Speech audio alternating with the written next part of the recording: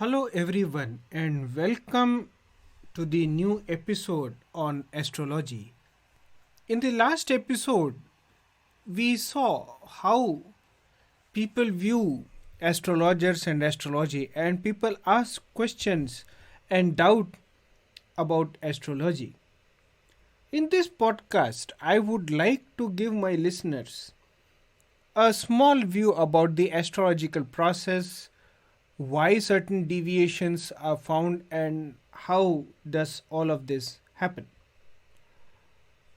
The first thing the astrologer collects before making any prediction is the birth time of a person, in addition to birthplace and location of the birth. So when it comes to the birth time, what exactly should be the birth time of a person? Should it be when baby's heart starts beating inside the womb? Or should it be the time when baby responds to voices? Or should it be the time when the umbilical cord is cut? Or is it the time when baby breathes first? Or should we take the time when baby speaks first? What exactly should be the birth time? Most of the cases, whenever we get our birth time, it is reported by some midwife or doctor or nurse, whosoever is available there and has done the delivery. But for all practical purposes, if you find a person in front of you who is in great pain to deliver a baby, you would be first taking care of the mother and the baby, and then you would be noting the time. And because of the reasons stated earlier, knowing the correct time becomes very difficult. Next is, how do we know that the watch that the doctor or midwife is referring to is synchronized? It's showing the correct time. So, because of all these reasons, which seem to be very minor, but when it comes to time calculation, time noting, and time recording, we find lot of difficulty. Thus, birth time correction is the most important step when astrological predictions are given. There are few astrologers who have found out steps to give prediction without doing the birth time rectification, but majority of the people would need birth time rectification. The second aspect why astrological deviations are found is that astrology is a process, is a communication process. And like in any normal communication process, there is a querist, a person who is asking the questions. Then there is an astrologer who is responding to the questions. And there are surroundings. So, in a normal communication process, if there is a lot of noise in the surrounding, the communication gets hampered. Similarly, when it comes to astrological predictions, any surroundings, any disturbance in surroundings would make the entire process derail. In astrology, an astrologer is supposed to observe his surroundings as well. And in many places, these things are skipped. Thirdly, astrologer needs to check the current status, or at least he should be able to map few past events in order to predict the future. Like any other data, if one does extrapolation, the data set should also be able to explain the past. And because the past is something which the querist can always respond to, because he has already been through that phase in his or her life, it's very easy to understand what happened in the past. Another important aspect is never to go to just test an astrologer, it shows that we don't have trust on astrologer. And astrologer, in fact, good astrologers come to know that the other person has come to test them, and the predictions go incorrect. Another important aspect is never to go an astrologer repeatedly with the same question over and over again. Going repeatedly may or may not change the words what astrologer has said, but whatever has to happen will anyways happen. So going repeatedly asking the same set of questions, trying to get a reply from astrologer what a querist would like to hear, is an incorrect process. Another aspect which is globally debated is whether should we give fees to an astrologer or no, or should we give only after he gives a correct prediction.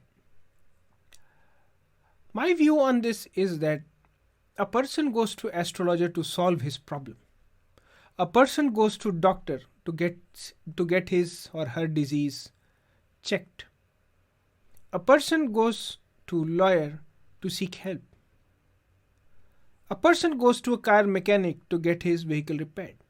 A person similarly goes to astrologer to set his life right. So, as in all the professions, even if the astrologer doesn't demand money, it should be our outbound duty to at least give some sort of remuneration to the astrologer. It may or may not be in the form of currency, it can be in any form. It's because astrologer is a third person and we are going to that person to seek help, to seek guidance.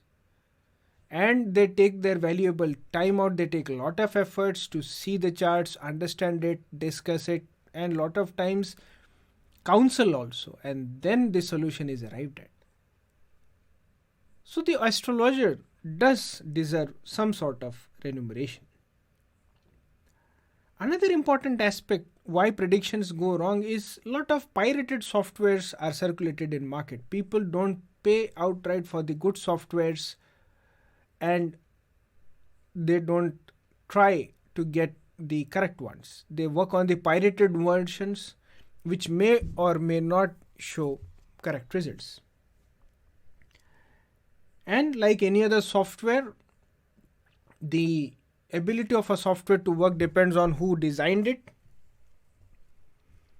and what has been understood by the software developer. If there is a gap between the understanding and what is developed, then such mistakes in softwares are difficult to identify. And there are a lot of types of astrology. There is mundane astrology which deals with public events, political events about nations, companies, corporations.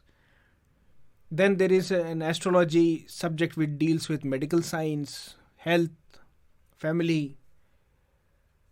Then you have Murta, which deals with the correct identification of time for a particular task. Then there is Prasna or Horary, which is an impromptu question answer session which happens. So every astrologer has his or her experience. Very rarely you would find all astrologers having expertise of all the areas. So we should be able to identify which astrologer is good in which segment and accordingly approach it.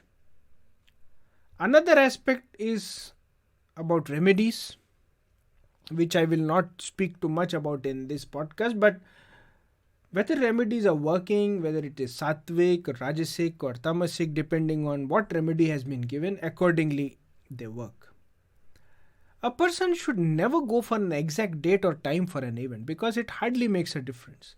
If a person who is suffering from say toothache for say 6 to 8 months, if someone tells okay next Monday at 10 a.m. the toothache will stop, so it doesn't make any relevance if such a thing is told. So never one should go for an exact date or time. In fact, one should wait for the exact period. The more important aspect of astrology is that one should be knowing about self. He should know about energies. He should be knowing about the strengths Apart from threats, lot of places astrologers scare people. They tell the negative aspects, try to take money. But let us understand one thing. If from the past life you have bought in bad karma, then you might have also got good karma. If there are some negatives, there has to be some positives as well. So it's the duty of the astrologer to also tell you about the positives in your life. And like any other normal person would do, we have two ways. One, to overcome the threats or the negative aspects what we have, or number two, make more strong our strengths. So it's totally dependent on us. Another aspect which is very important is astrology is common for all religions. It is not specific to a particular religion. It's a scientific process. Sages wrote through observation and meditation only. Whatever written through meditation can be seen practically. A very good example of this is salt and water. Salt is represented by Saturn and water is represented by Moon. If you mix salt with water, what does it happen? There are lumps in salt, correct? So they don't go well. So when you put Saturn and Moon together, they don't go well. So it's basically pure scientific observation, astronomical observation which goes into it. And over thousands and thousands of years, sages have observed these. And at many places, sages got this immense knowledge through meditation. Another aspect which is very important is never look at a horoscope daily. Then a person more depends on his fate rather than on his actions. And continuous negative inputs during a troubled time will only put more trouble. One should have a balance between the right and the wrong. One should have a balance between work and fate. And work at any cost has much more higher relevance than what fate gives us. You have seen lot of stories outside wherein people used to be poor but they are multi-millionaires, multi-billionaires. A person who never knew that he could sing is a popular singer. Internet and books are full of such examples wherein they have changed their fates. So it's the work that is more important. One should never lose self-confidence or never feel defeated. What happens in such cases, even if something is going correct, because of lack of self-confidence or worry of getting defeated, we tend to lose all the happiness what we are about to get. One should use astrology as a guide or a torch in tunnel and use internal intuition more for this purpose rather than taking it for date time predictions. Lot of times the karma or the destiny decides the fate, and this is the karma bhumi. Thus this podcast and would like to end with a small comment that it's the work that is more important rather than the fate. So once you understand your fate from an astrologer, it's always better to focus more on the work and less on fate. Thank you so much.